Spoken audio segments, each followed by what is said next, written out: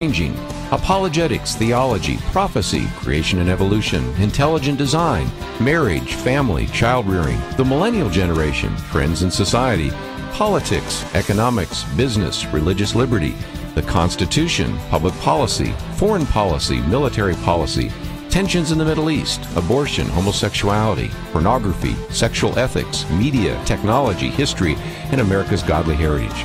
We talk about anything that affects your faith, your family, or your freedom. So don't go anywhere, because Point of View starts right now.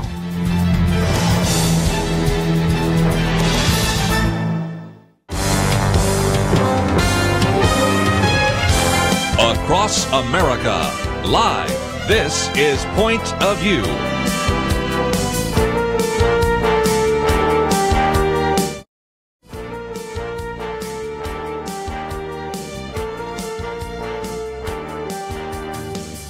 And now, Hannah Dexter. Thank you very much for joining us, ladies and gentlemen. As many of you who are regular listeners know, we are celebrating our 45th year of broadcasting here at Point of View. And this week, we are especially recognizing some of the wonderful people we've interviewed over the years, some of the people that have helped make Point of View what it is. And later in the program, we will be joined by one of our former co-hosts, Carmen Pate, a dear person to me, and she will join us. David Jeremiah, the pastor and famous senior pastor at Shadow Mountain Community Church in El Cajon, California, will join us also. But now I am so happy to welcome to the microphone Gary Bauer. Gary Bauer has probably been a guest ever since I've been around Point of View on a frequent basis. We can always rely on him to have a very informed opinion on the issues that face us. He also fits into Point of View in a sense, especially when Marlon was here. Marlon was pretty blunt about things in a very gracious way. And I consider Gary to always tell the truth in a gracious manner. And so, and Gary, of course, is chairman of Campaign for Working Families, and he heads up American Values. Many of you know he worked in the Reagan White House, and he actually took his message across the country during the 2000 Republican nomination, ran for president then. And Gary, thanks for joining me. Well, thank you, Penn. It's great to be with you as always. And I know you guys have been around for a while, but I didn't realize it was that long. That's amazing. 45 years. And, you know, Marlon started, I don't think he had any idea, but he took advantage of the technology of satellite radio back then, and we just exploded. It was even before the days of, talk radio and the Rush Limbaughs of the world. So he was talk radio guru before Rush Limbaugh. Well, I know that all the years I've been in Washington, Dr. James Dobson and I used to talk about this, that on Dr. Dobson's radio show and then on shows, most notably Point of View, we would go on to alert people about something happening in Washington on the sanctity of life or marriage or religious liberty. And the results in Washington were then and remain amazing, because almost immediately the phones start ringing off the hook in those Capitol Hill offices. And we've won a lot of victories over the years because Point of View has done such an incredible job of educating and alerting their listeners to things happening here in this city that would affect their lives and their families. We've been playing clips from other guests and different people. I think I may play one of Dr. Dobson today, but I do want to ask you, Gary, because some of the issues are the same. They, the taxes, how much tax to cut, how much to raise taxes, and do we spend more, do we spend less? All of those issues. Some of the issues about life and family and religious liberty are the same. But what's different now is we have this whole new White House, and that's kind of disrupted the way we thought about things, even as conservatives, don't we? Well, that's true. Over the years, particularly after Reagan was nominated and won 2 terms to the presidency, we tended to look for candidates that sort of fit the Reagan mold. And, Reagan was a strong conservative, but he was a very nice guy, and I think that was an attribute people liked about him. And a lot of the candidates we, as conservatives, tended to favor over the years were candidates that were conservatives and nice guys. But kind of, you probably noticed we kept losing elections in recent years. So along comes Donald Trump, and he's a fighter. You know, I mean, you can like him. Some good people like him. Some good people don't. But this is a man that is pro-life and pro-family and has been nominating incredibly good judges. And when the left punches him in the nose, he gets up and punches them right back. And for the time we live in, that's probably the kind of warrior and battler that we need to have on our side. Well, that's why I know that you wrote what you wrote in your update yesterday. And I read the American Values Update every day. Ladies and gentlemen, I commend it to you. And just you can go to American Values, I'm sure, and sign up for it. It's helped me, I've got to say, probably for 15 or 20 years, Gary, however long you've been writing this update. Perhaps when you were at Family Research Council, It was under a different name. But anyway, this one is about the deep state. And really, there's just an element that, we've already known that of people that are still in the White House and still in power that don't want to see Trump succeed, may even want to see him impeached. But there was news over the weekend about this FBI agent, and he was found to have sent text messages that expressed anti-Trump views. Well, what a big surprise. But he was even demoted for it, and you were concerned about this, and there's even been more coming out about it today. But this is just concerning in a sense. It actually could derail the Robert Mueller investigation, do you think? Well, it is very troubling.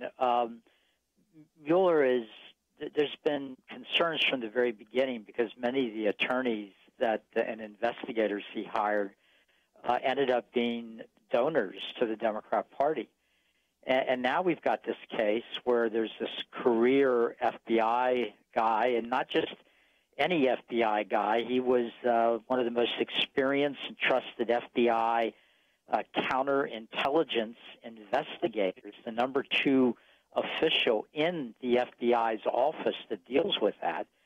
And as you said, we end up finding out that he was sending a variety of anti-Trump messages. But then overnight and into this morning, we discovered that he played a major role in the investigation of Hillary Clinton's emails, where, as we all know, famously, she did not end up being held liable for her mishandling of classified information. He was involved in the questioning of General Flynn, and Mr. Flynn is now facing jail time because he's accused of lying to the FBI. And there's a lot of evidence that whole interview he had with the FBI was a setup in order to catch him in what would be a lie. So it goes on and on and on, but kind of even more than that. I mean, these folks appear to be all over the city. The Obama administration for 8 years embedded people at the State Department, even at the Pentagon, and at the FBI and the CIA, who have an agenda that is different than serving or being a public servant to the American people. And in the end of the day, I'll send out today, I observed the fact that, sure, I'm upset that Russia, it looks like they tried to disrupt our election, but that's what an enemy of the United States does. I mean, we should stop them, but what else would you expect from an enemy? But what we don't expect are officials in our own government undermining and trying to reverse the results of the election by forcing President Trump and Vice President Pence out of office. So, and under 2 congressional investigations and the outside investigation from Robert Mueller, who's headed that up, we haven't found Russian collusion with the election with us or with the Trump campaign. So it's about something else, and we'll talk about it after this with Gary Bauer, good friend of Point of View.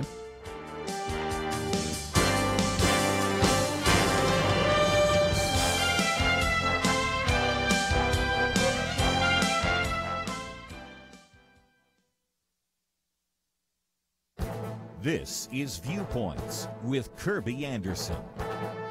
Are single-parent families just as good for children as two-parent families? Some of the headlines recently in newspapers and news magazines seem to say so. But all you have to do is look back at academic studies to see that, in nearly every case, two parents are better than one. One older family study deserves renewed attention. Dr. Patrick Fagan, using data from the National Survey of Children's Health, found two important factors. Children who grow up in an intact family and attend religious services do better than children who do not. There is a significant discrepancy between children who grow up in intact two-parent families and those who came from broken homes. They also found a similar discrepancy between those who attend religious services weekly and those who worship less frequently. They found that children in the former groups were 5 times less likely to repeat a grade, less likely to have behavior problems at home and school, and more likely to be cooperative and understanding of others' feelings. They also found that these differences held true even after controlling for family income and poverty, as well as for the parents' education level, race, and ethnicity. In essence, the study suggests that the best prescription for society is a stable family and family worship. In this environment, children thrive emotionally and achieve academically. You know, in a sense, the study is a flip side of studies that were published years ago about the impact of divorce on children.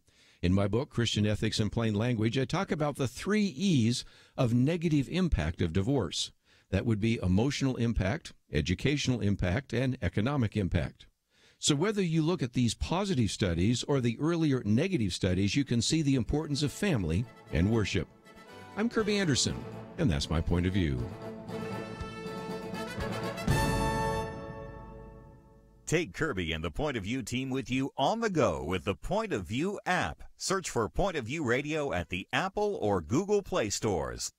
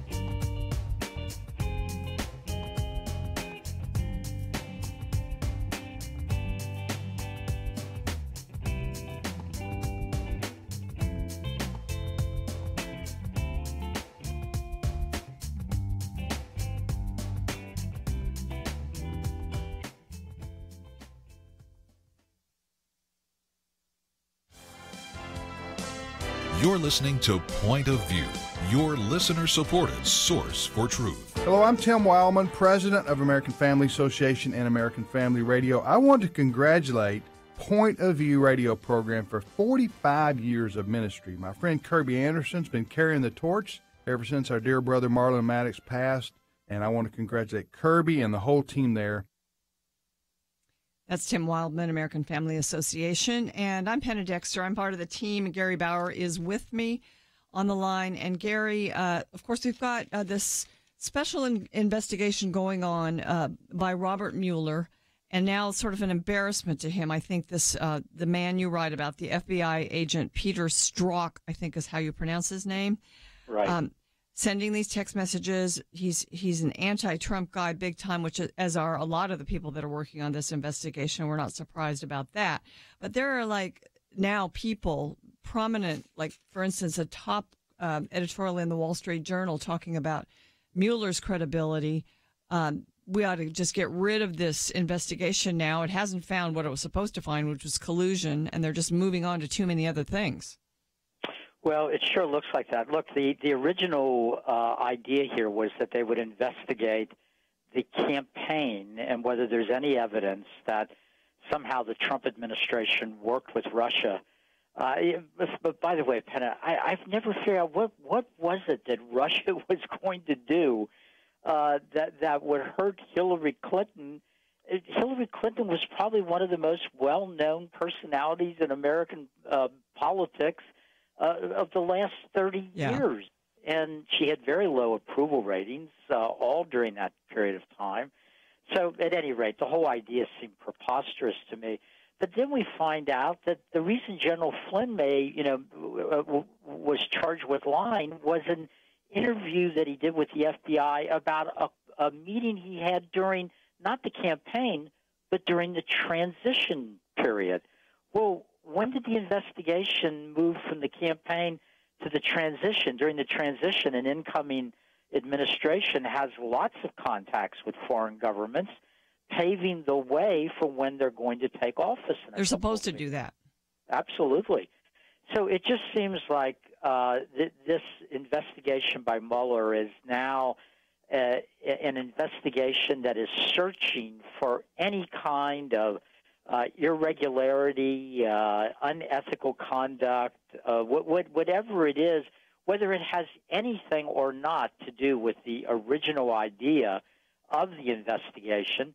And I'm afraid, and if you look at all this, it's hard to come to any other conclusion than there are powerful elements here in Washington and our own government that want to overturn the verdict of the American people in that presidential election and force the president and vice president out of office.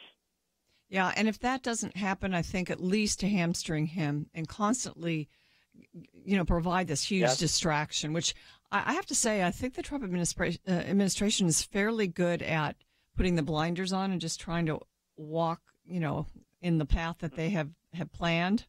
But it's hard. It's hard when you're having all those darts thrown at you. Well, let me just go to another topic. This is good news. Of course, the courts are considering the third travel ban that was issued by the Trump administration to block certain people coming in from countries where there are a lot of terrorists and terrorism is fomented. And it's just a common sense national security order by the president, but it keeps being struck down in courts. It's been a little bit altered, and now the Supreme Court is going to be looking at it, and they've said that it can be implemented during the time that it is looking at the actual legal ramifications of it. I think that's a positive sign that it may actually be approved by the court. What do you think? Well, that's exactly right. Great analysis, Penna. That's exactly what's happened. And it's another example. The fact that this was even in the courts is another example of the effort that's underway to stop President Trump from being able to fulfill the promises he made during the campaign.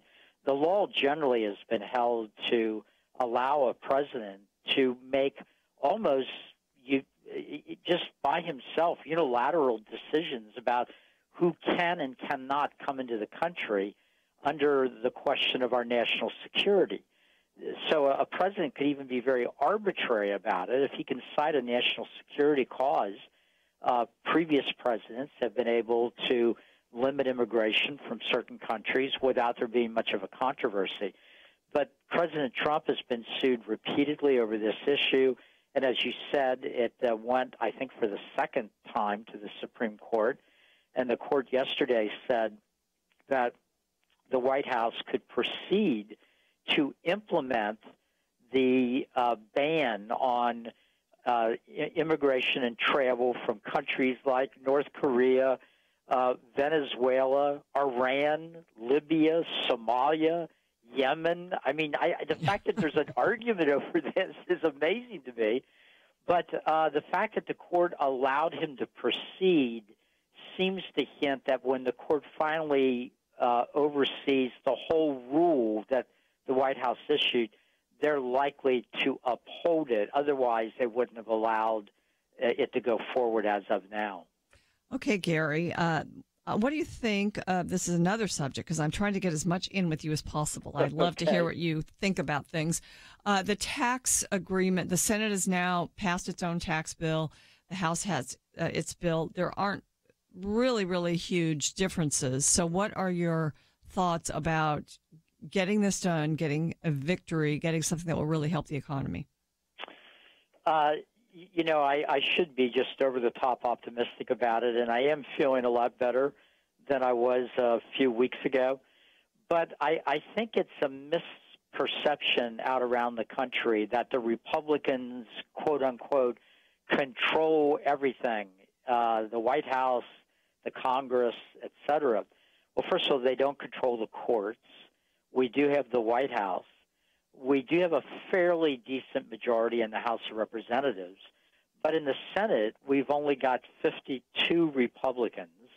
And on a lot of procedural matters under Senate rules, you need 60 votes.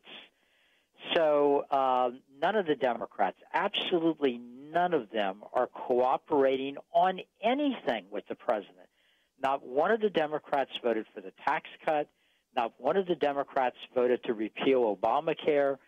So it's been left up to the Republicans to come up with enough votes on everything. And when you got 52 Republican senators, it only takes a couple, somebody like Senator John McCain and maybe another renegade Republican senator, and suddenly you're in deep trouble.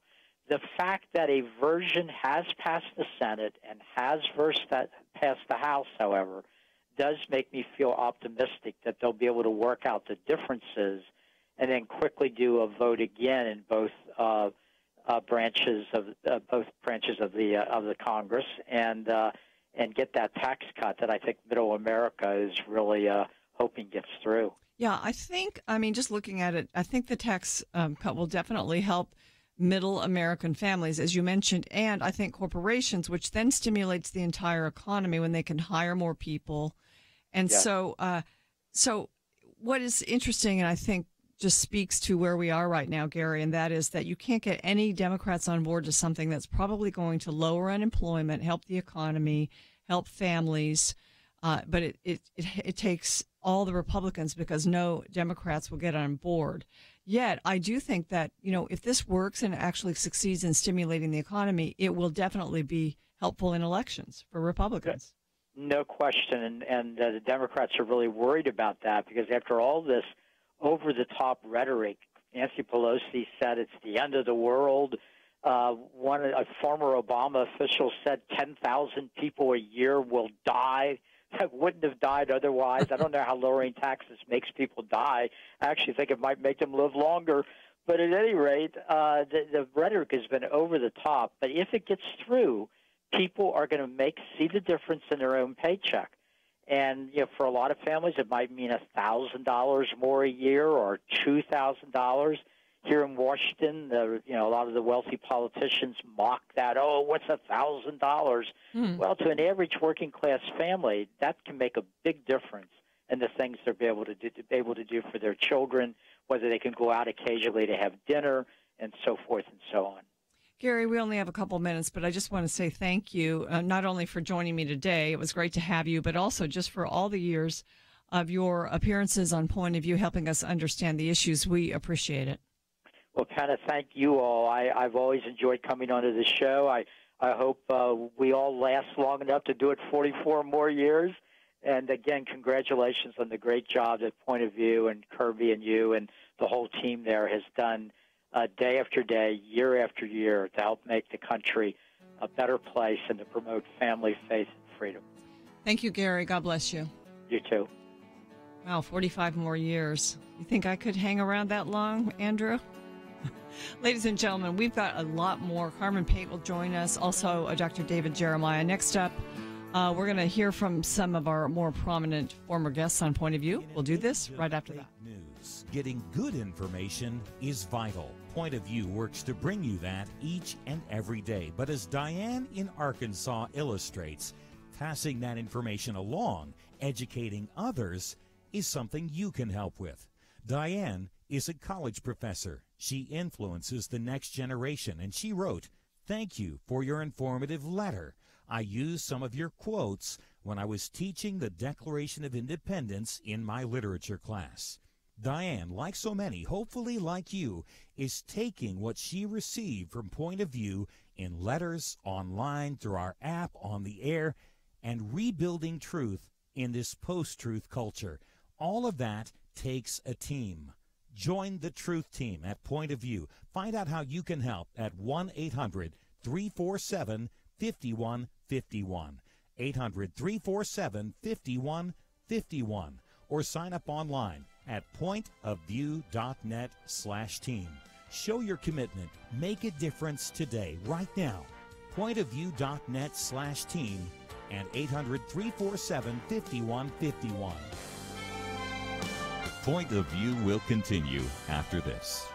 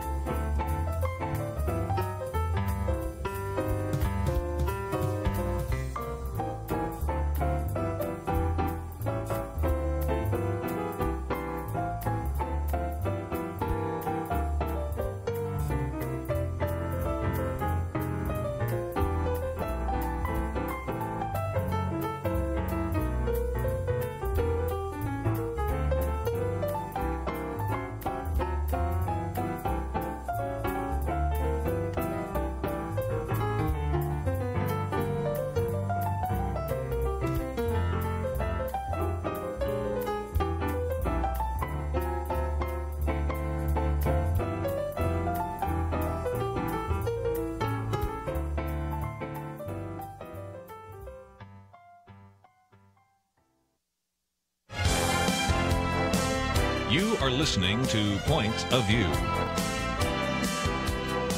The opinions expressed on Point of View do not necessarily reflect the views of the management or staff of this station. And now, here again, is Pinna Dexter. Welcome back to Point of View. Here's a report from the Supreme Court in Washington, D.C., the case that we've been talking about really ad infinitum lately. The Masterpiece Bakery cake, a Colorado baker who refused to create a wedding cake for a same-sex couple. And so it looks like the Supreme Court was closely divided. That's the observation of the Washington Post. During this hearing, this oral arguments that took place at the Supreme Court today. And Anthony Kennedy, of course, Kelly Shackelford explained to us on Friday that he's not optimistic because Anthony Kennedy always rules for the homosexual LGBT agenda. So in these arguments, Kennedy asked a lot of questions, apparently. During a nearly hour-and-a-half oral argument, says the Washington Post, Kennedy gave both sides reason for hope and concern. He worried that ruling for the baker would allow shops to put up window signs saying they refused to provide wedding services for same-sex couples. In other words, he thought that would be discriminatory. But he also said Colorado has been neither tolerant nor respectful of the baker's religious convictions. I read somewhere last night that there are like 67 bakeries in the area that this couple could have gone to get their wedding cake baked. But anyway, we will hear, and you don't want to miss our Friday show this week because Kelly will be in, and I'm promising that, and I hope that I'm telling the truth, but I think he will be in on Friday, and he'll be able to tell us what he observed as he was in the oral arguments today. I believe he's on a plane on the way back now. But in this case, of course, the court was considering whether the state of Colorado could compel cake artist Jack Phillips to create custom wedding cakes for same-sex weddings in violation of his religious beliefs. There's so much at stake in this case, and so we will discuss it further.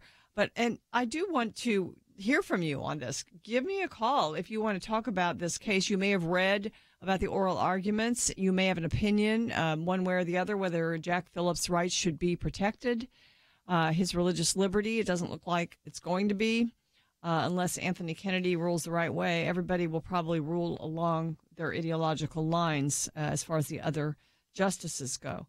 So the number is 800-351-1212. We'd love to hear from you. We are talking this week, and especially it's been all year, but especially this week, just celebrating the 45th anniversary of the broadcast Point of View, our radio show. And we've had some great guests over the years.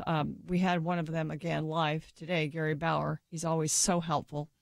Another one, and good friend of Point of View, and I'm sure all of you know of Dr. James Dobson. This particular broadcast, he was, Marlon Maddox, our founder, was interviewing him. It was done in 2/18 of 98, February of 98. So that's just about 20 years ago.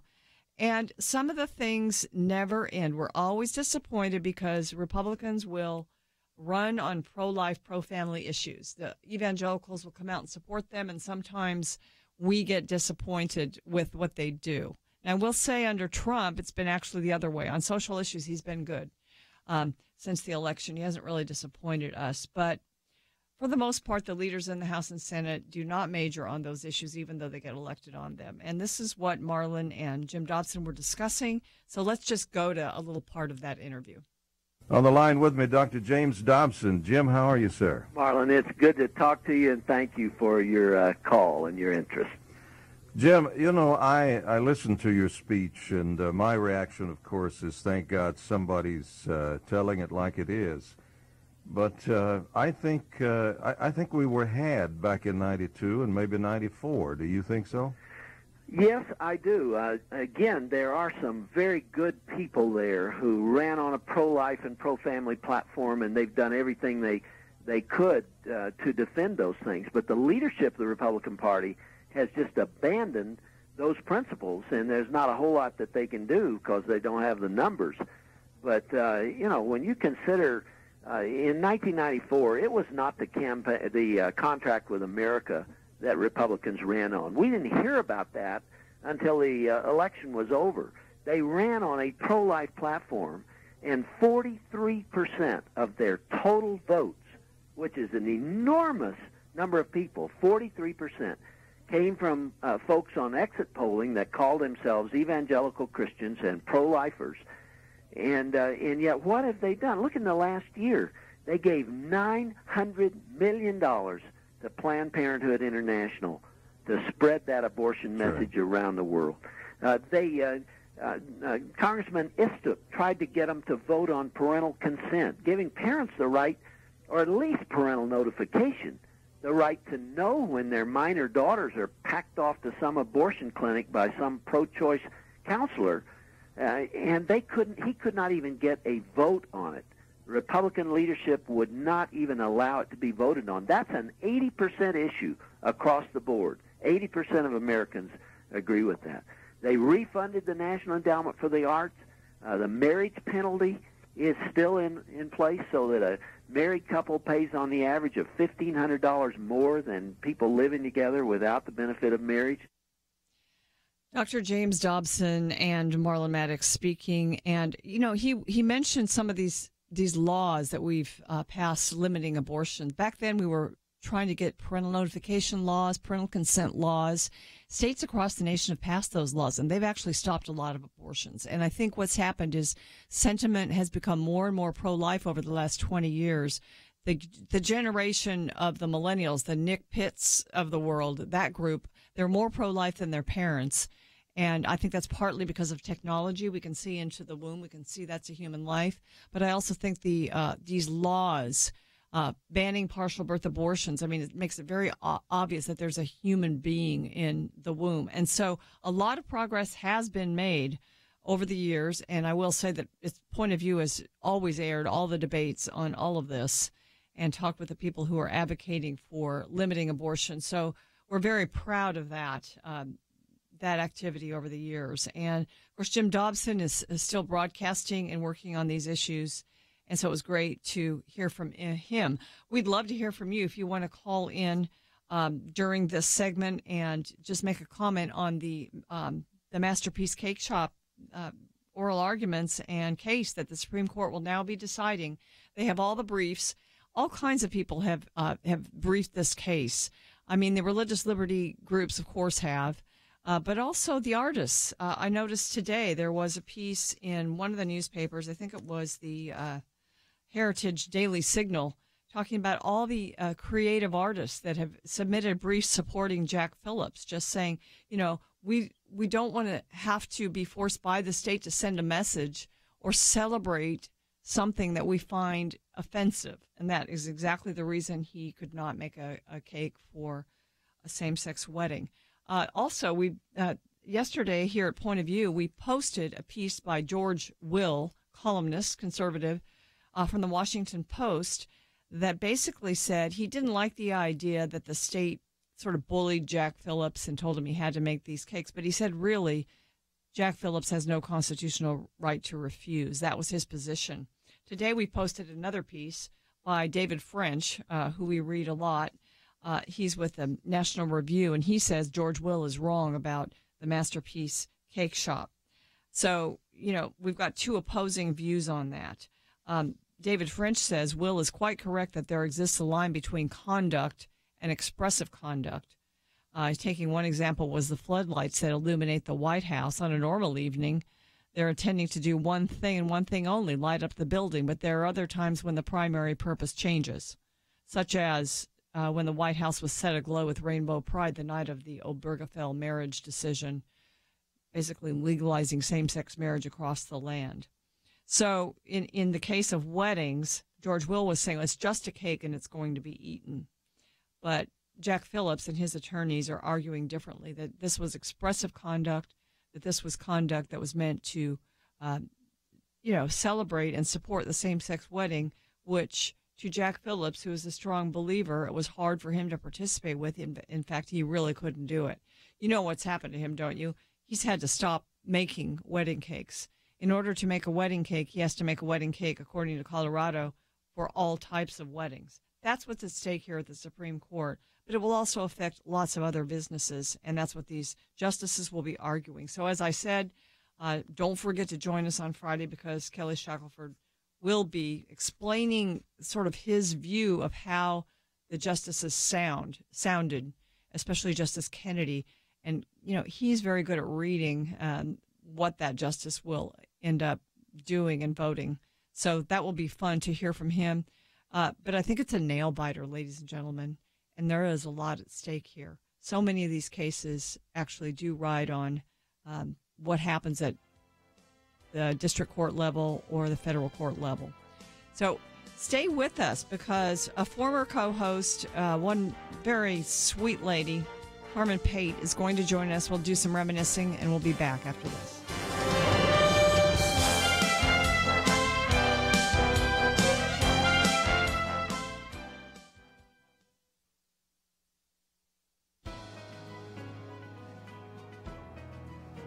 Welcome to the First Liberty Briefing. I'm Jeremy Dice. Listeners to this podcast will recall that First Liberty represents the Chabad of Irvine, defending against a lawsuit initiated by animal rights activists against this small Orthodox Jewish congregation in California.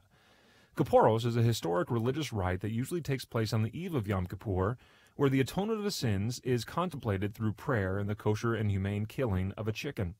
Just ahead of the 2017 observance, activists filed a new lawsuit, this time against the cities of Los Angeles and Irvine, California, along with their police departments.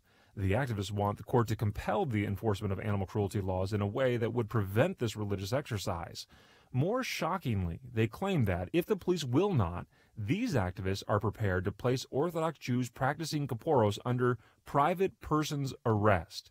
Can you believe that?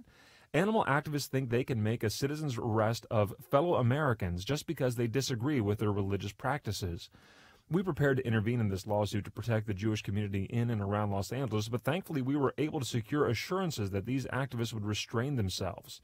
Certainly we can disagree with one another over matters of religion, but no one should fear being placed under arrest by the police or fellow citizens for peacefully exercising their religion. To learn how First Liberty is protecting religious liberty for all Americans, visit firstliberty.org. I'm Kelly Shackelford, President and Chief Counsel of First Liberty Institute. Let me ask you, what if America's best attorneys from the very top law firms got together to defend religious freedom in court? That's exactly what's happening at First Liberty. And the best news? We're winning over 90% of our legal actions. Come learn more at firstliberty.org. You'll be encouraged. That's firstliberty.org.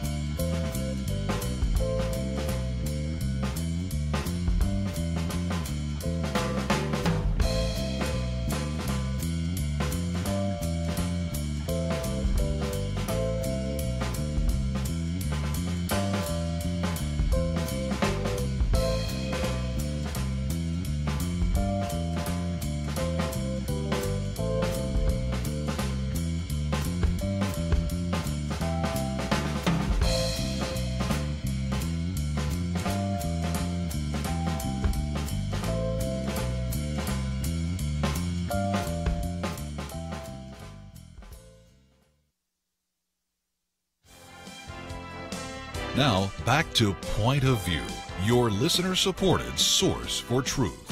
Hello, Kirby.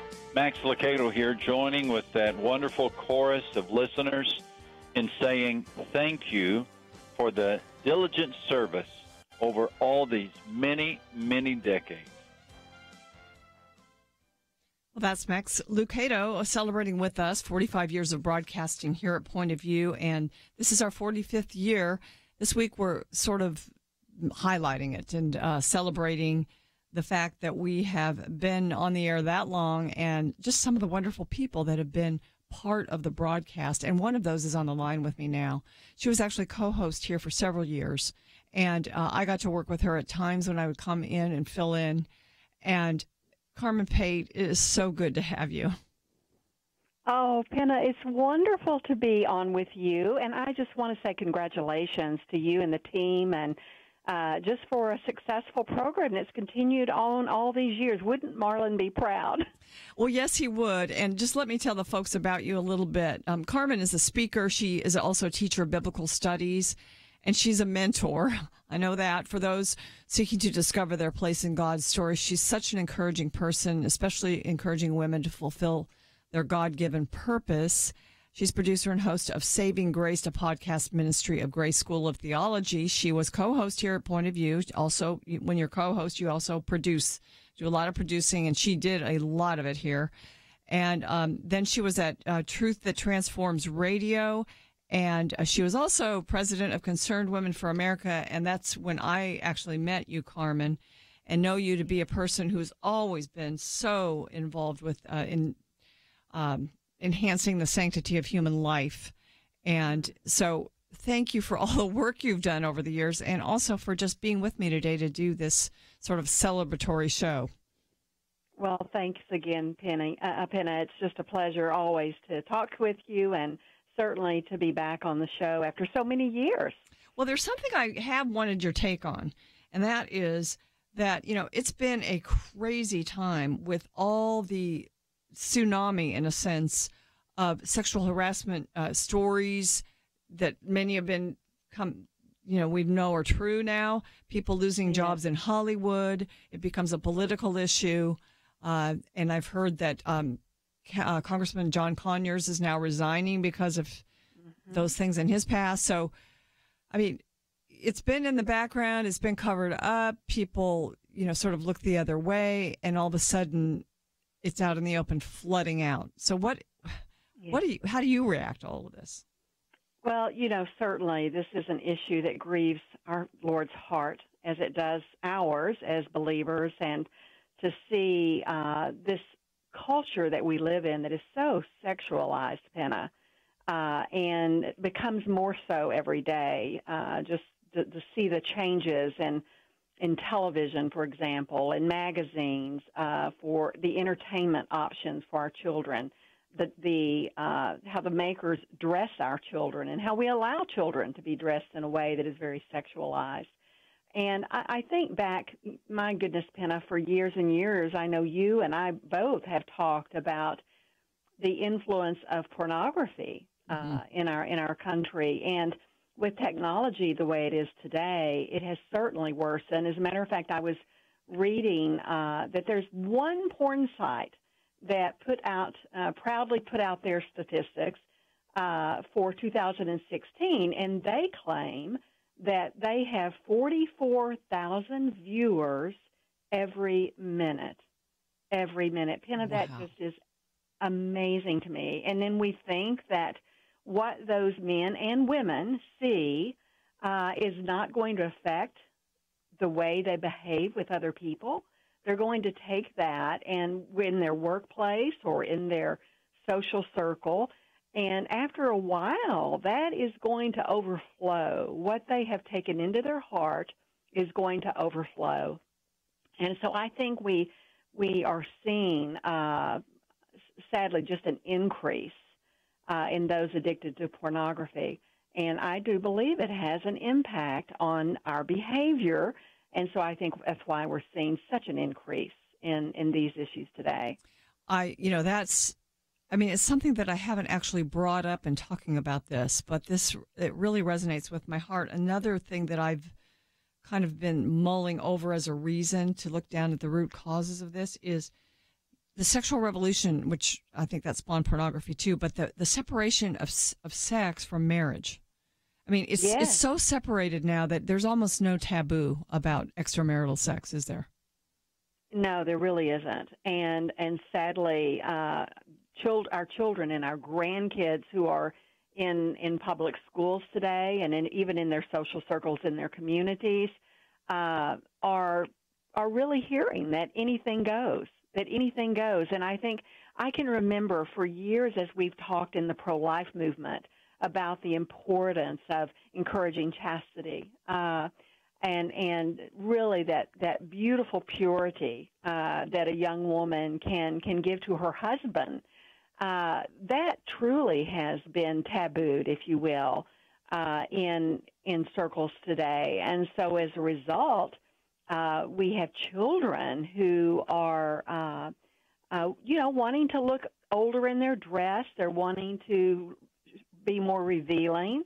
They're wanting to be sexy to not only young men but men, and it's such a dangerous world when we don't protect our babies, and I really feel like that's what's happened. We've taken down a barrier of protection for them and setting them up to be the victims of the predators.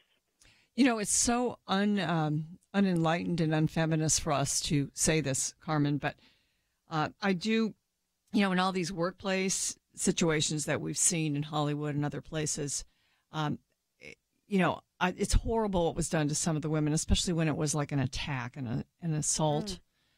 But, horrible. I sometimes look at the stories and I'm trying to look into it and see, not to say, well, what did you do to make that happen because of the way you dressed or whatever. But I do think that the open sexual atmosphere and the idea that, well, I'm married, so I'm off limits is, it's not as important of an idea as it was a generation ago.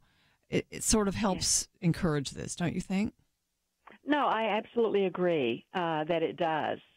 Marriage does not have the sanctity that it used to have, and that it should have, because it certainly is God's institution, and it's here for a reason, because that's where He wants man and woman to find their pleasure and their joy in that union, marital union. And so if we say, well, that's not important, if we say life is not important, Penna, if we continue to raise our children to believe that they're that evolution is true and not creation, then I think we've raised a generation that has no concern for life whatsoever, none, not even their own, sadly. And so they feel like they are just material to be passed around or sold. I think there's such a sad attitude of worthlessness. And so if we go to the root of the issue, Penna, the root of the issue is their enmity with our Lord. Either they don't know God, or they know God, but they've turned away. And so there's no intimacy with Him. And God made us to have intimacy, to have relationship. Yeah. And so I think that's what's missing today. And this is Carmen Pate. We will have more. It's just so sweet to talk to you, Carmen. Stay with us for more of this discussion and your calls after this. Modern life is go, go, go, and Point of View is absolutely ready to go with you. I dare say that most of us have access to either a smartphone or a tablet, maybe even a computer that is app-based. There's a new way to keep up with Kirby and the team, the free Point of View radio app. With quick links to listen to the program live, to keep up and share Kirby's meaty and insightful viewpoints, commentaries, read articles on issues we're talking about that impact you and your family. Did you know you can also watch the show? Yes, radio with cameras. You can access that through the app as well. There's a link to our action alerts, how to find us on the radio across the nation, ways to contact us, and so much more. Visit your app store, iTunes or Google Play. Search for the Point of View radio app. There's no reason not to take us with you. The free Point of View radio app, available now for Apple and Android devices. And when you get it loaded, there's one more button I'd like you to press, the one that says Donate Now. Join Truth Team 360. Support us financially as we support you with the truth that you need. Point of View will continue after this.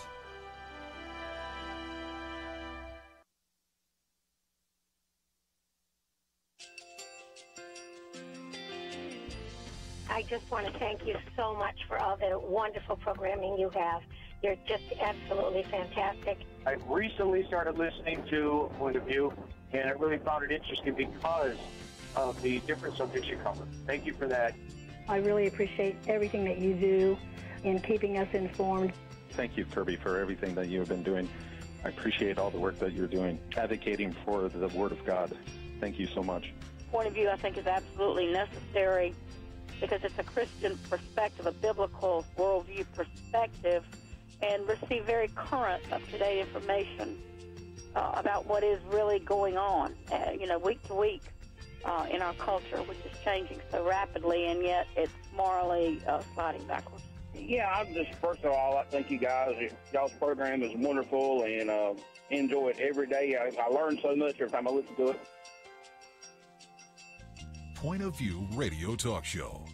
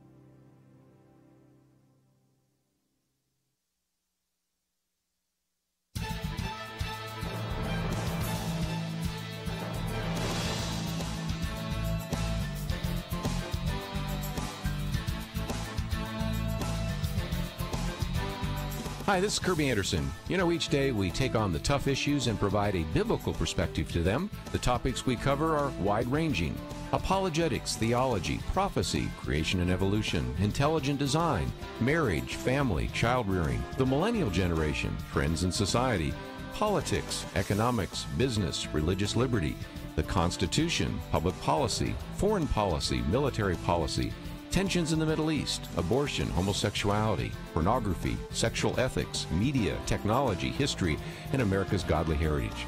We talk about anything that affects your faith, your family, or your freedom. So don't go anywhere, because Point of View continues right now.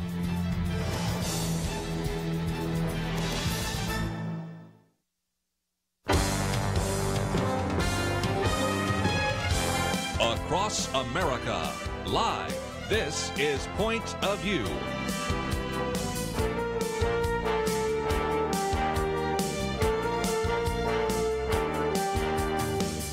And now, Penna Dexter. And with me on the line is Carmen Pate. And, you know, we're a team here at Point of View.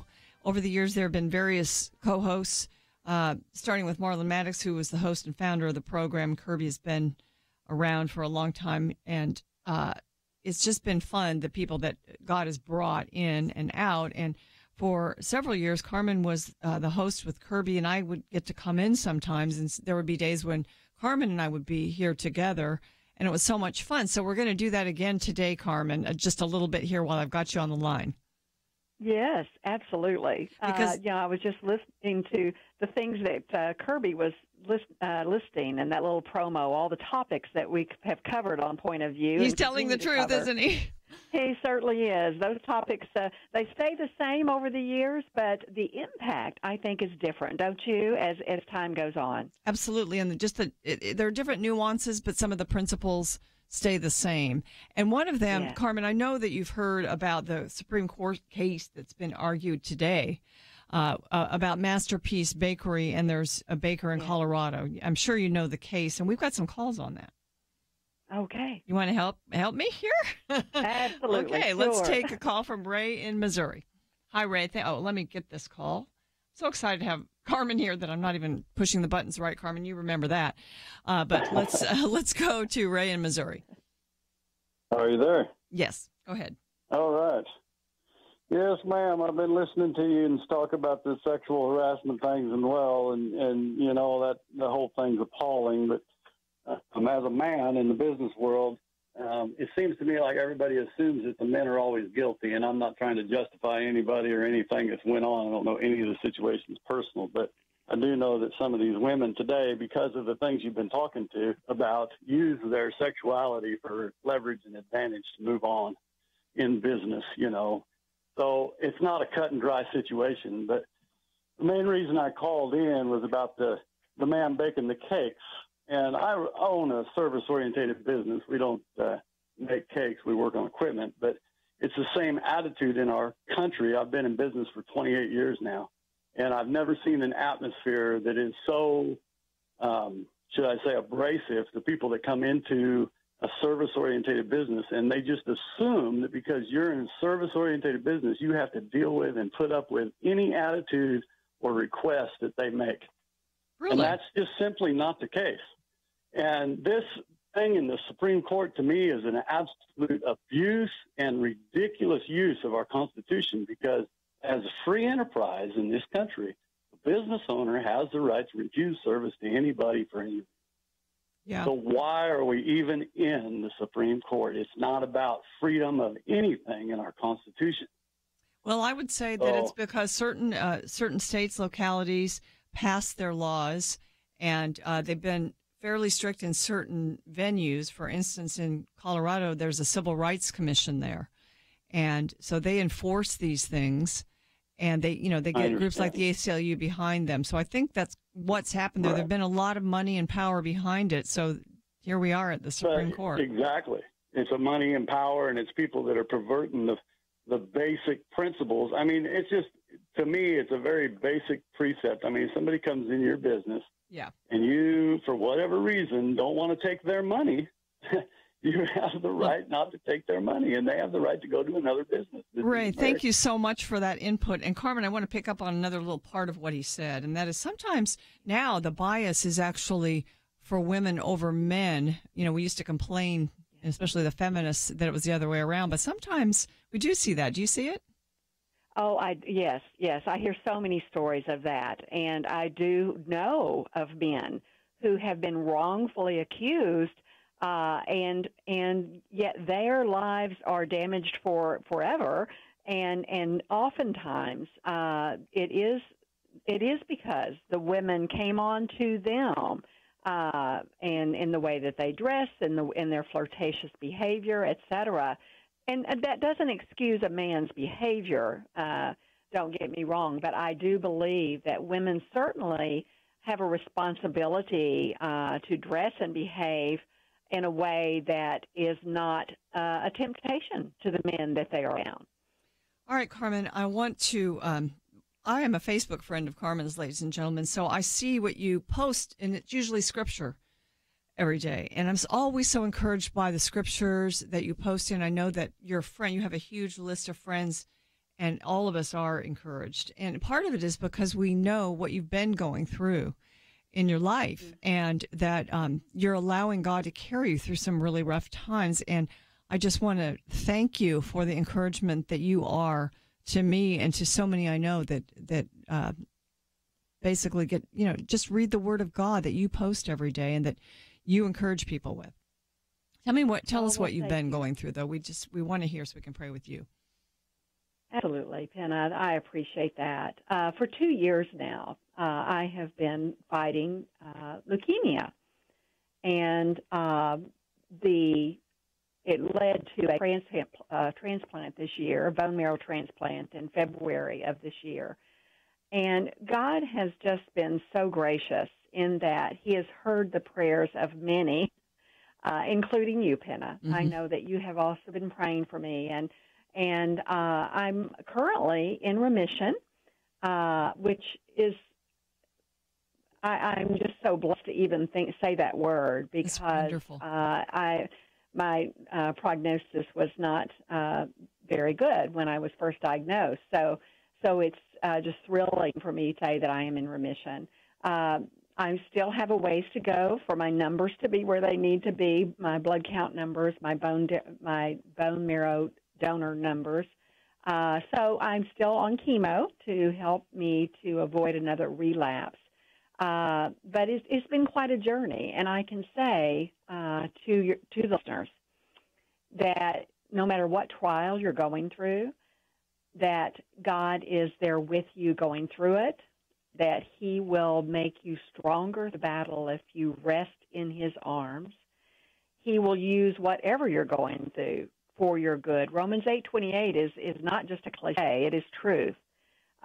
He will use it for your good and for His purposes, for those who love Him and are called according to those purposes. So we serve a mighty God, Penna. He's still in the miracle business.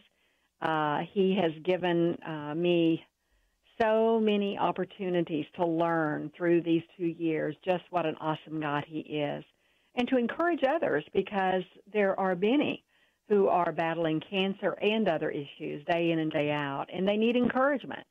So I thank the Lord for Him preparing me to do just that. Carmen, thank you for being such a beautiful instrument. And, when I read scriptures that I've read a billion times, over the years of being a believer, but I read them because you've posted it, and I know what, that it's had a meaning, and it takes on a new meaning for me. And I know you are such a beautiful person, and you allow Jesus to shine through you. I always thought that. And now that you have endured this trial in just a beautiful, gracious way, it's made me stronger in my faith just to watch that. Thank you so much for being my guest today. It was a real blessing to talk to you. And for me. Thanks, Penna. God bless you, Carmen. Bye-bye. Bye-bye.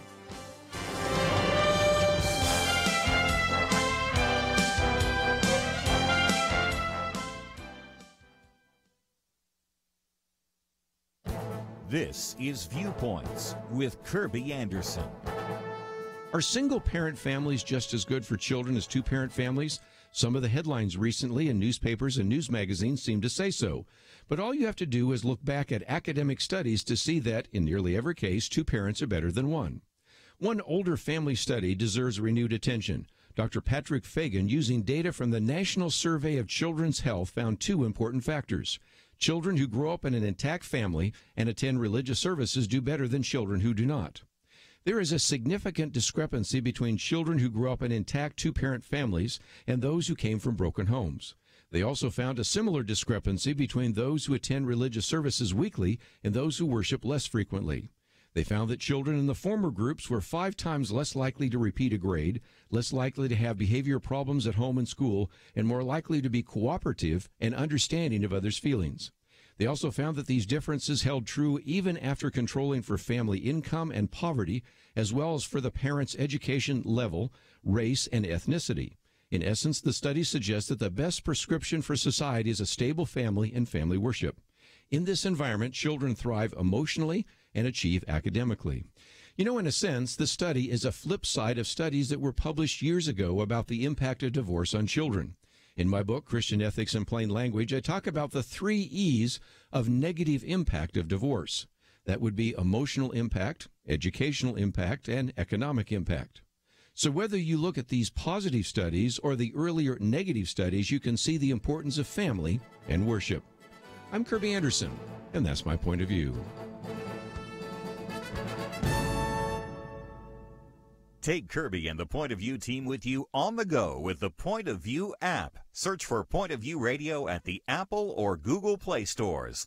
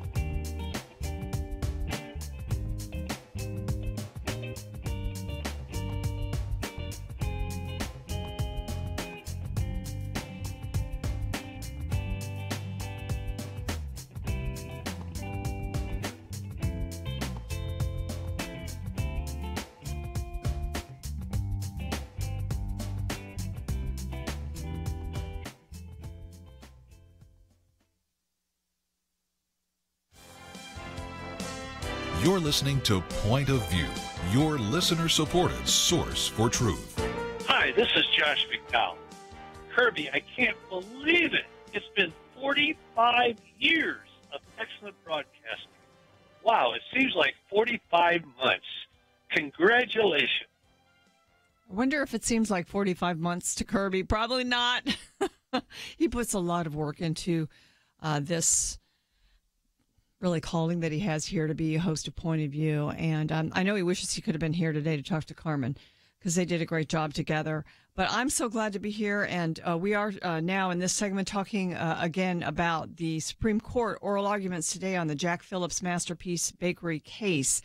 And as I mentioned, we posted an article yesterday and an opposing one today, a little bit opposing. Yesterday was George Will's article saying a cake is food, not speech, but why bully the baker? So he really wasn't happy about what the Colorado Civil Rights Commission did to Jack Phillips. But he says, here's what he says. Phillips was neither asked nor required to attend, let alone participate in the wedding. Same-sex marriage was not yet legal in Colorado, so Craig and Mullins were to be married in Massachusetts. The case was for a subsequent reception in Denver, so it was still to celebrate their union.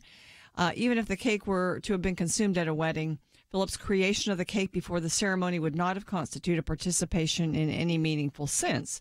But he doesn't talk really about the creative aspect of it, the celebration aspect. Usually you have to deliver the cake to the wedding. You're part of it to some degree, and you're certainly part of the celebration when you're interviewing the couple and trying to get their personality and what this ceremony means to them to put those ideas into the cake. The cake ended up being filled with rainbows, so it was definitely putting out there a same-sex marriage type message. But here is what David French sort of disagreed with George Will in a piece in the National Review that we posted today. And one of the things that he wrote was that who has ever, because Will was arguing about it being food and not really art. But David French says, who has ever said that a wedding cake was primarily food? No one wants the cake to taste like trash. But is that the reason brides, moms, and wedding planners agonize over their cake choice? Grooms are more likely to be indifferent, he says. No, they want the cake to be beautiful. They want it to be, dare I say it, a work of art. Rare is the person who attends the wedding reception eager to chow down on a piece of wedding cake. I don't usually eat the wedding cake. I love to admire it, but kind of take it or leave it. The common and nearly universal experience, says David French, in weddings where the bride and groom have even the smallest budget to celebrate is the gathering of guests around the cake to proclaim how amazing it looks, to admire the specific aspects that make it special, the perfect cake for the perfect couple.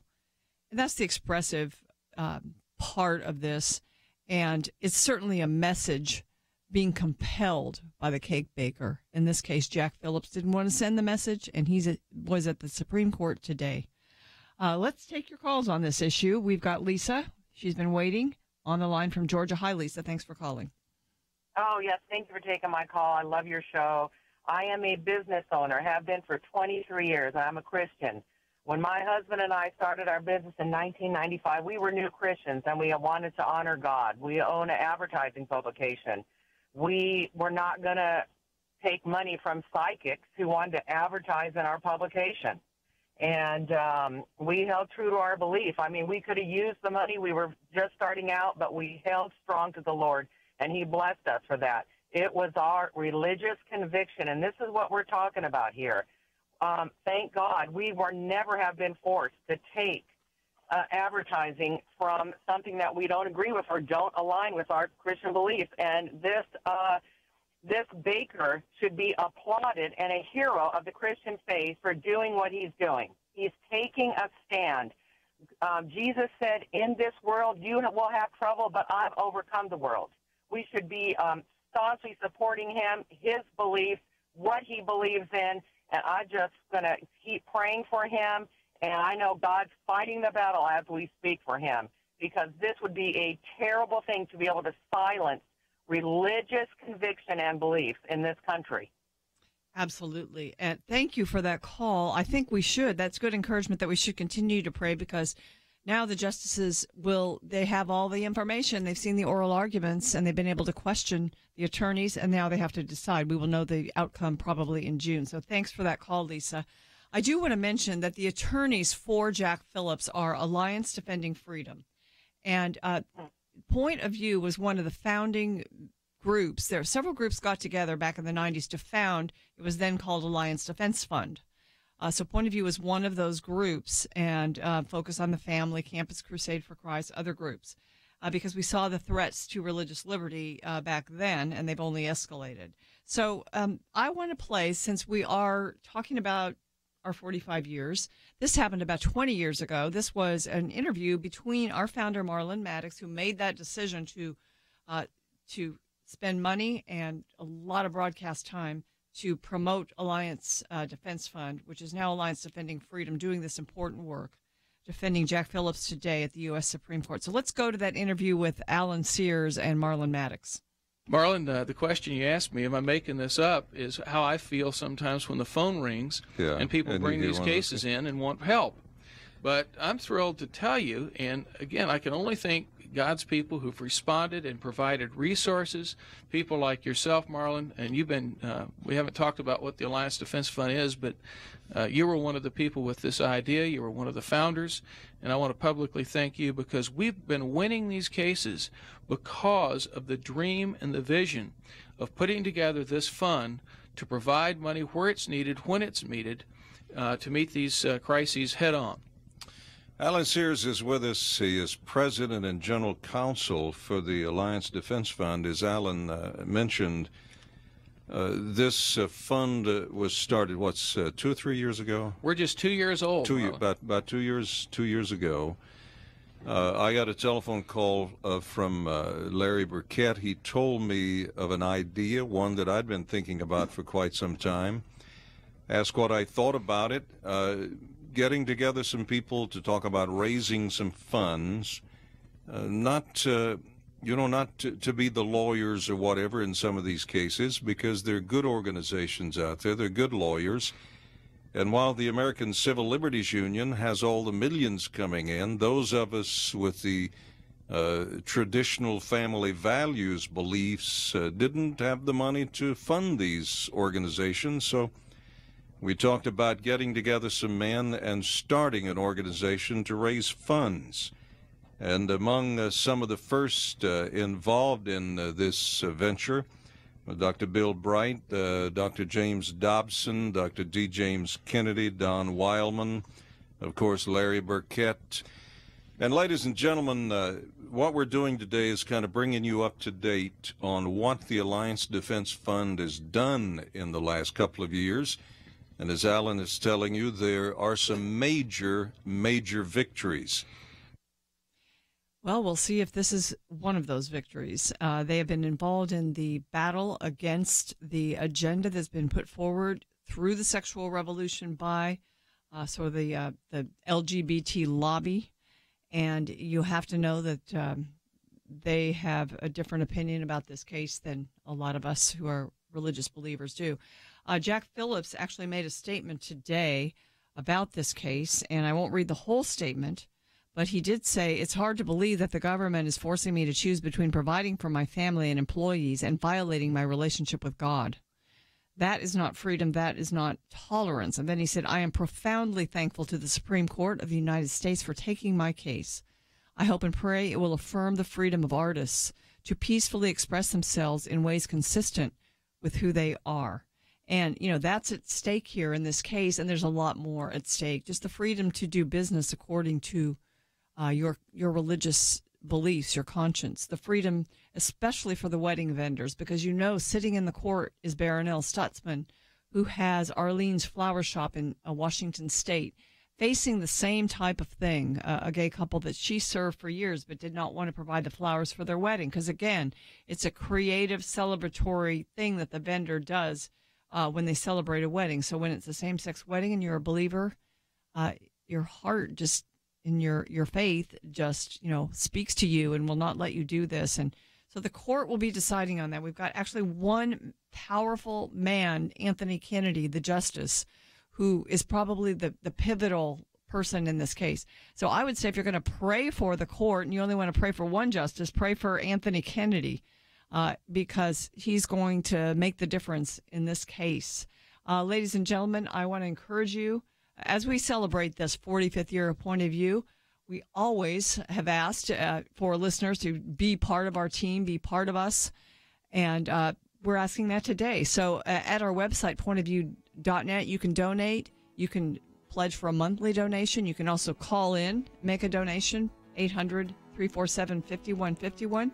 Next up, Dr. David Jeremiah will be joining us. It's going to be fun to talk to him. And stay with us. We'll be back. Why should you become a partner with Point of View Radio? Because for decades, this team has made a significant difference in lives and communities across the nation. Because America is dying for lack of biblical wisdom about life and culture. You should give because your gift will make possible cutting-edge information on issues that matter, information you won't hear anywhere else. Why?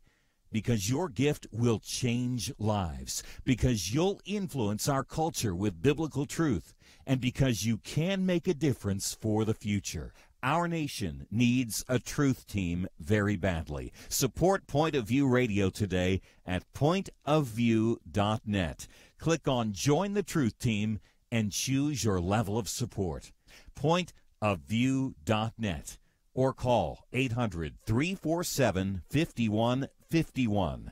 800-347-5151. Or mail that first donation to Point of View, Box 30, Dallas, Texas 75221. Box 30, Dallas 75221. Point of View will continue after this.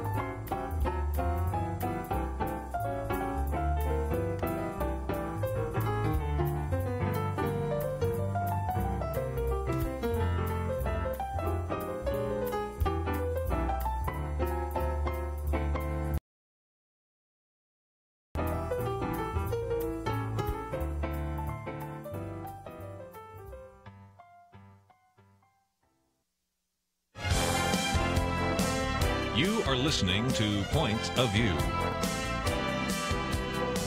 The opinions expressed on Point of View do not necessarily reflect the views of the management or staff of this station. And now, here again is Pinna Dexter. And we're taking your calls here at Point of View, 800-351-1212. We're talking about the Supreme Court case, Masterpiece Bakery at the U.S. Supreme Court, and we'll see if Jack Phillips retains or gets back his right to refuse to bake a wedding cake for a same-sex marriage. It has repercussions for all kinds of religious liberties and businesses across the nation. So we can talk about that. We can also talk about the tax bill, which we haven't discussed much today. And religious liberty, of course, is on the table all the time here at Point of View. And our 45th anniversary. This is our 45th year of broadcasting. And I have posted at pointofview.net. We haven't gotten too much into this today, but a chart that the Daily Signal, which is put out by the Heritage Foundation, has put out, which it kind of charts out the differences between the House and Senate tax reform bills in case you'd like to see that and kind of follow the debate on that. But I'm so happy to be able to introduce our next guest to you. And, you know, as we've been saying yesterday and today, this is kind of a week for us to highlight 45 years of this broadcast, A Point of View. And we've been bringing on guests who have been part of the broadcast, who have been important spokesmen for the culture, who've been people that have helped us do great programming here at Point of View. And this guest has a great program of his own. It's called Turning Point. He's a pastor, a minister of the gospel at Shadow Mountain Community Church in El Cajon, California. He's written 40 books. His teaching is, not only is it good Bible teaching, it's very relevant to our changing times, and that's why we love Dr. David Jeremiah here at Point of View. Dr. Jeremiah, thank you so much for joining me. Hey, thank you for having me. Well, it is great to have you, and you know, how many years have you been at Shadow Mountain Church? It's because isn't that the church where Tim LaHaye was once? Yes, it was. The pastor. I came there in 1981, so I've been there 36 years. Wow. You know, that's so wonderful for your community to have a great pastor who's been there and been, you know, a sense of stability in the community. I'm sure that people really appreciate that. Well, I hope they do. I know that I feel honored to have been able to serve this church for 3.5 decades. And I guess what you said earlier, it is very unusual to be able to stay in a place like that long. And every Sunday when I go there, I just thank God for the privilege He's given me to do what I do. Dr. Jeremiah, Point of View, as you know, of course, is about taking what's going on in the culture, a lot of current events, cultural trends, and helping people understand them through a Christian lens. And we love pastors who do that in their churches because we think it's a part of equipping the saints.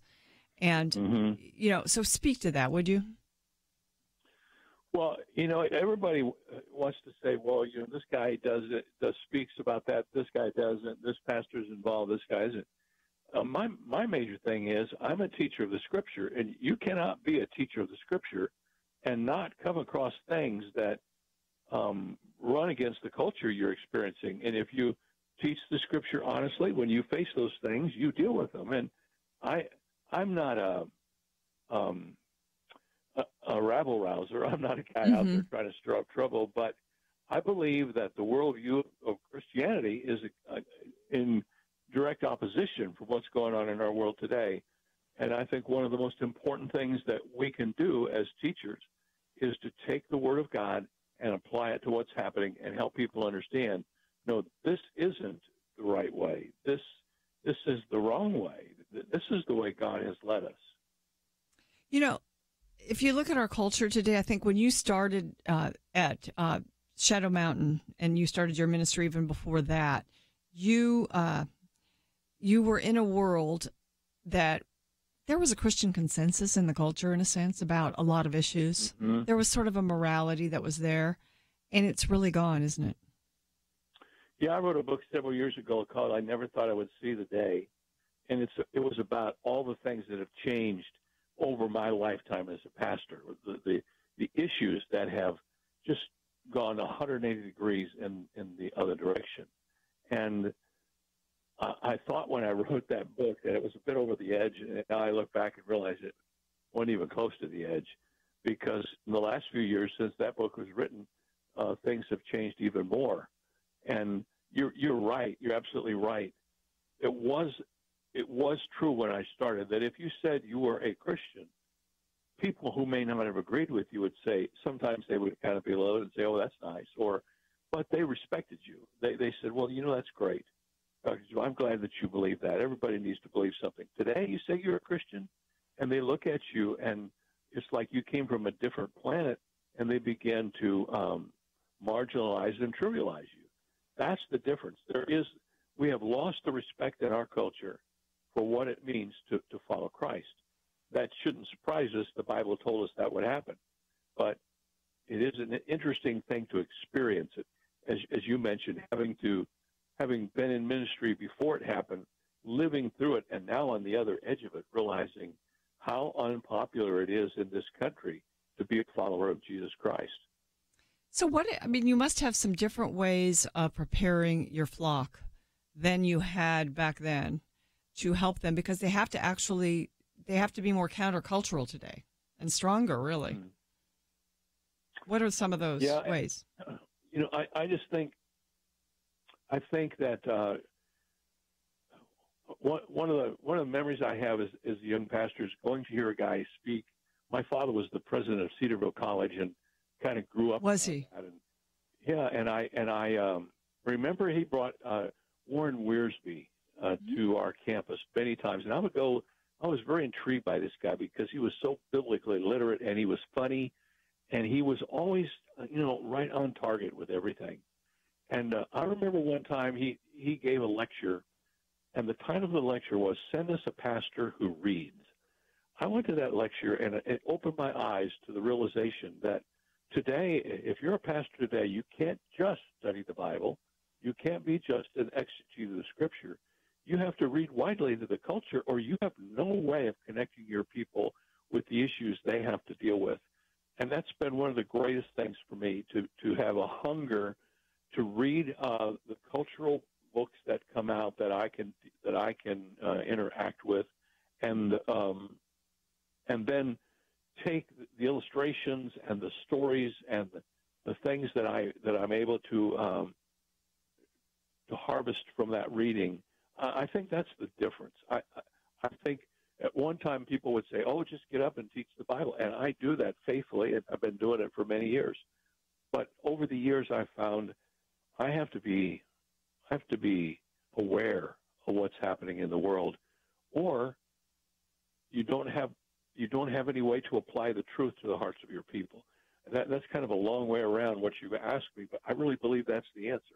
Yeah, I think, in a sense, that's always been true. I mentioned before that the church that you pastor was once the church pastored by Dr. Tim LaHaye, and even back in the 90s and the 80s, I think that was his way. He wanted to make sure the cultural issues were, addressed by the church, and he did a lot of things to help that happen before he went to be with the Lord. But the difference between Tim and me was Tim went looking for him.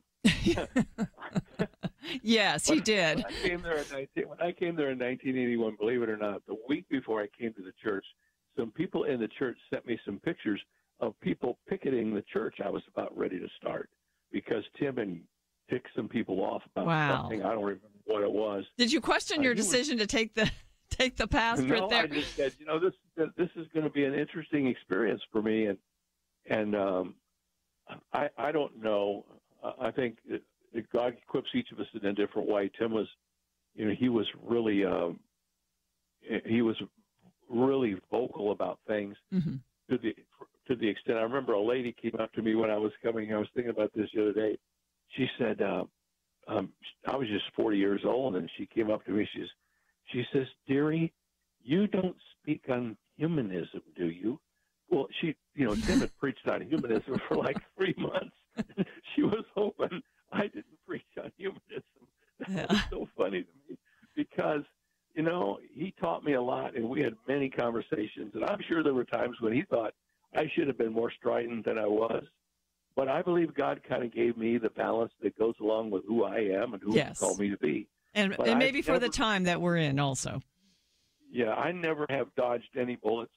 I've never tried to run away from anything that came after us. And we've had our moments when people have, you know, regularly criticized us because of what we stand for. But, you know, the Bible says that as believers, we're to be filled with truth and grace. And I was reminded, you know, if all you got is truth, you make so many people mad, they don't want to hear you. Let's have more on that after the break, Dr. Jeremiah. I hate to jump in, but we're on a break.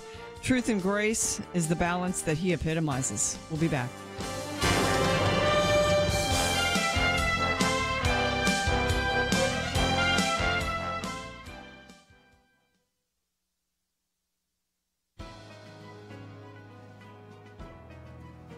Welcome to the First Liberty Briefing. I'm Jeremy Dice. Listeners to this podcast will recall that First Liberty represents the Chabad of Irvine, defending against a lawsuit initiated by animal rights activists against this small Orthodox Jewish congregation in California.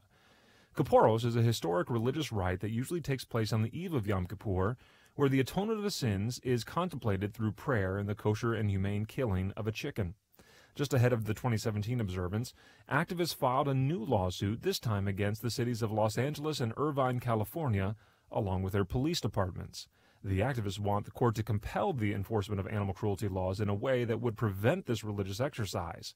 More shockingly, they claim that, if the police will not, these activists are prepared to place Orthodox Jews practicing Kippuros under private person's arrest. Can you believe that? Animal activists think they can make a citizen's arrest of fellow Americans just because they disagree with their religious practices. We prepared to intervene in this lawsuit to protect the Jewish community in and around Los Angeles, but thankfully we were able to secure assurances that these activists would restrain themselves. Certainly we can disagree with one another over matters of religion, but no one should fear being placed under arrest by the police or fellow citizens for peacefully exercising their religion. To learn how First Liberty is protecting religious liberty for all Americans, visit firstliberty.org. I'm Kelly Shackelford, President and Chief Counsel of First Liberty Institute. Let me ask you, what if America's best attorneys from the very top law firms got together to defend religious freedom in court? That's exactly what's happening at First Liberty. And the best news? We're winning over 90% of our legal actions. Come learn more at firstliberty.org. You'll be encouraged. That's firstliberty.org.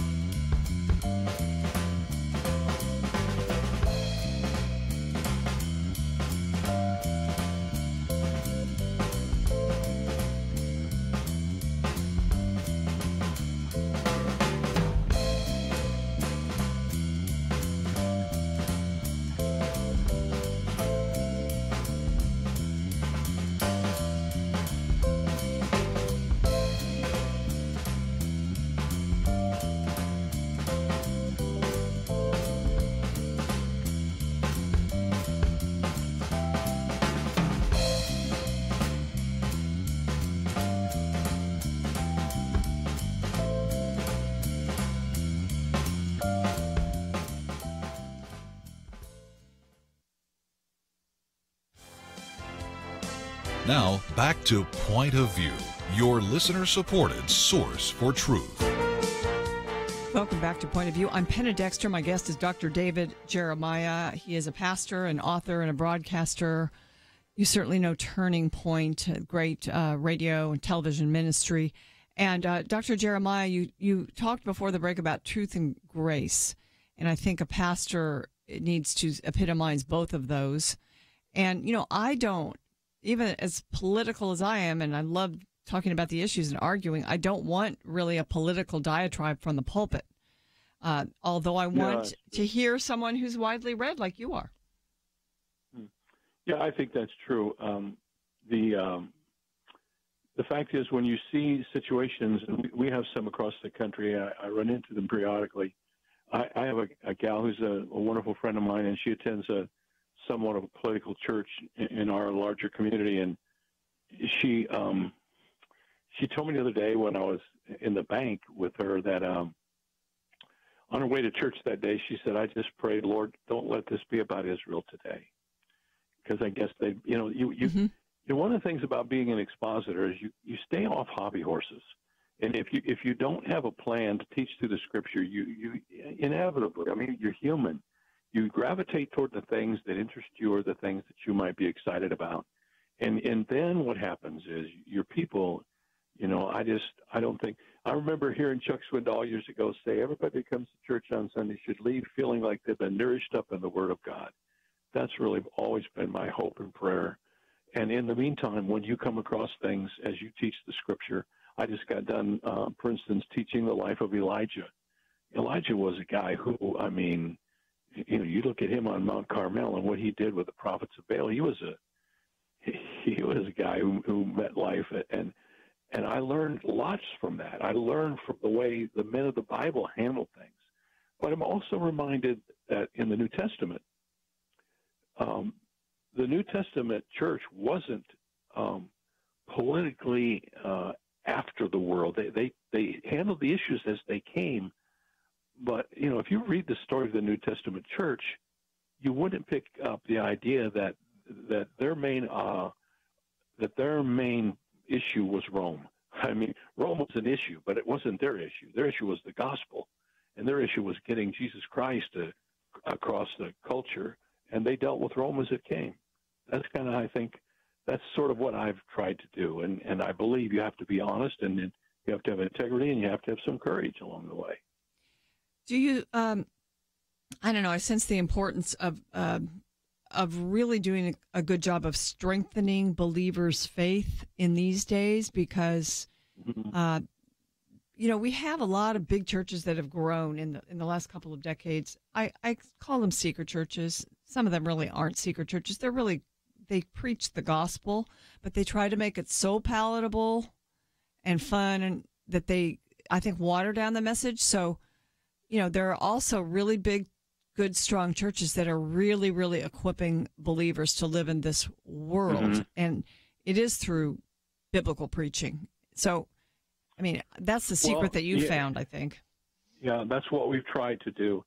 And I've told young guys, I get together with some guys right now and we talk about preaching, and I try to encourage them that it may not be as flashy, but if you stay in a place and you teach people the Word of God, you will discover that the people in your church have roots that are way down deep. And they won't need you to be around all the time to help them deal with the issues because you've taught them how to do it. If all you give them is the gospel, I mean by that straight fare of evangelism and no teaching and no doctrine. I mean, last week I taught, we're in the Christmas season, and I taught on the angel's announcement to Mary, but the message was about the virgin birth of Christ. And most people have no idea why that's important or how it's important or how it even affects their life. And it's, if you don't understand that, you are a sitting duck in this culture because Jesus then is he's just another leader. He's not divine.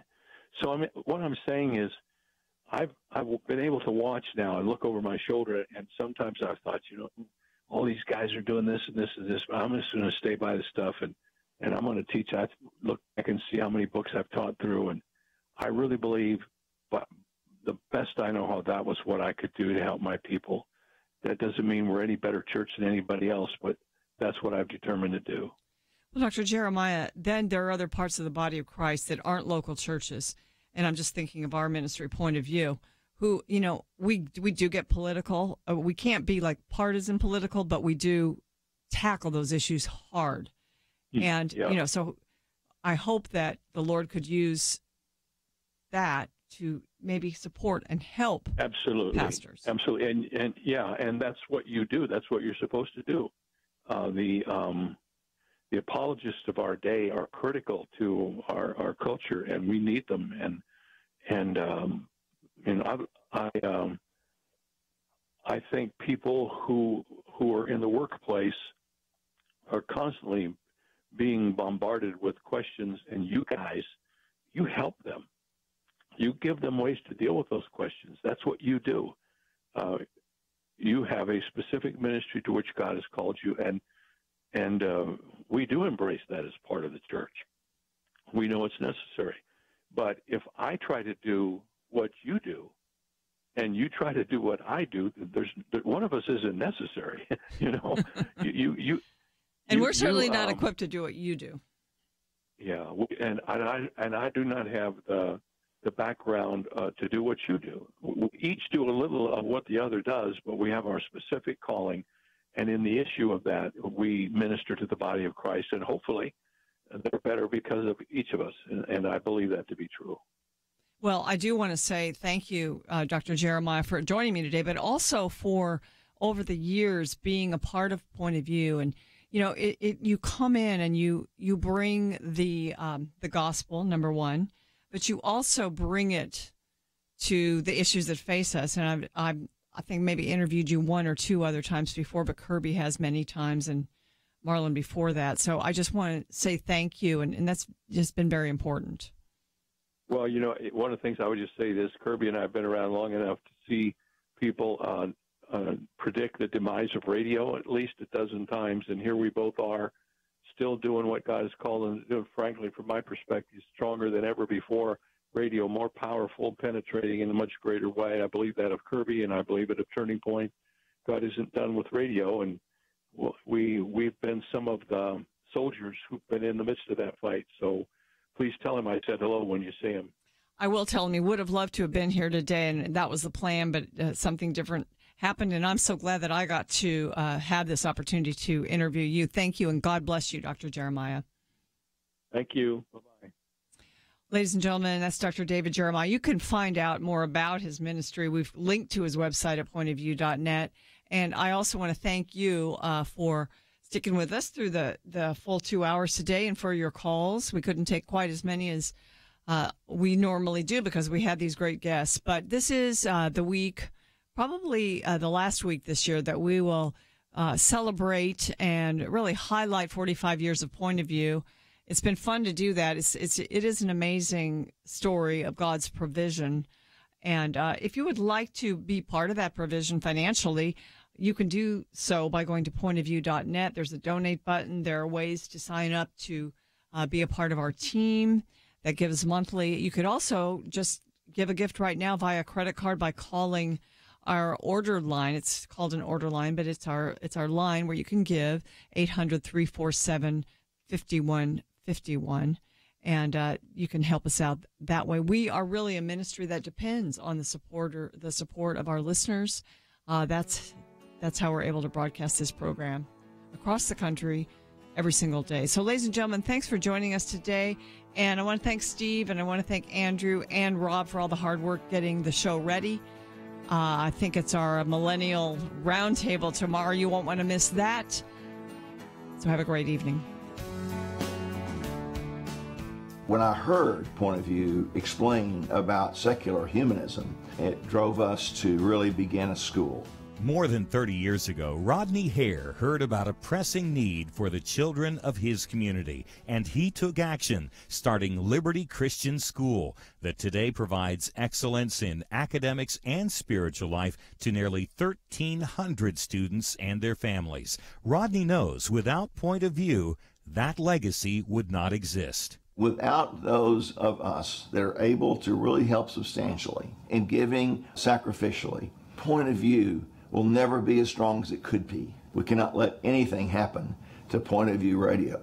Giving sacrificially means something different to each of us, but each of us can do something. Discover what you can do at pointofview.net/team or call 1-800